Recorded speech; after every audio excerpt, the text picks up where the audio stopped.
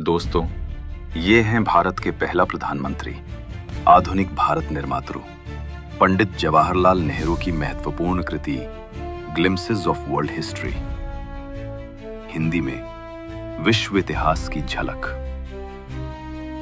पत्र संख्या 4, एशिया और यूरोप, 8 जनवरी 31। सब कुछ निरंतर बदलता रहता है, मैंने अपने पिछले पत्र में कहा था। इतिहास और क्या है सिवाय परिवर्तन के अभिलेख के, और यदि अतीत में बहुत कम परिवर्तन हुए होते तो लिखने के लिए बहुत कम इतिहास होता। जो इतिहास हम स्कूल या कॉलेज में सीखते हैं वह प्रायः बहुत अच्छा नहीं होता।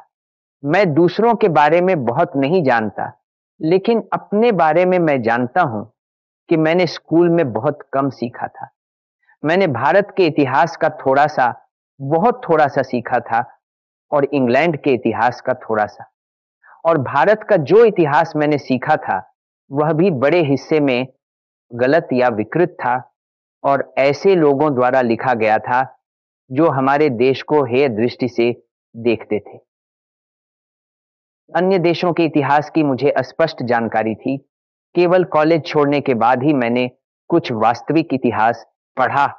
सौभाग्य से जेल की मेरी यात्राओं ने मुझे अपने ज्ञान में सुधार करने का अवसर दिया है। मैंने अपने कुछ पुराने पत्रों में तुम्हें भारत की प्राचीन सभ्यता के बारे में, द्रविड़ों के बारे में और आर्यों के आगमन के बारे में लिखा है। मैंने आर्यों से पहले के दिनों के बारे में ज्यादा नहीं लिखा, क्योंकि मैं उनके बारे में ज्यादा नहीं जानता। लेकिन तुम्हें यह जानकर रुचि होगी कि पिछले कुछ वर्षों में भारत में एक बहुत प्राचीन सभ्यता के अवशेष खोजे गए हैं। ये भारत के उत्तर पश्चिम में मोहनजोदड़ो नामक स्थान के आसपास है। लोगों ने शायद 5000 वर्ष पुराने इन अवशेषों को खोदकर निकाला है, और यहां तक कि ममियां भी खोजी हैं, जैसी कि प्राचीन मिस्र की होती थी। कल्पना करो, यह सब हजारों वर्ष पहले हुआ था, आर्यों के आने से बहुत पहले। यूरोप तब एक जंगल रहा होगा। आज यूरोप शक्तिशाली और बलवान है, और इसके लोग अपने आप को संसार में सबसे सभ्य और सुसंस्कृत मानते हैं। वे एशिया और उसके लोगों को हेय दृष्टि से देखते हैं, और आकर एशिया के देशों से जो कुछ भी हथिया सकते हैं हथिया लेते हैं।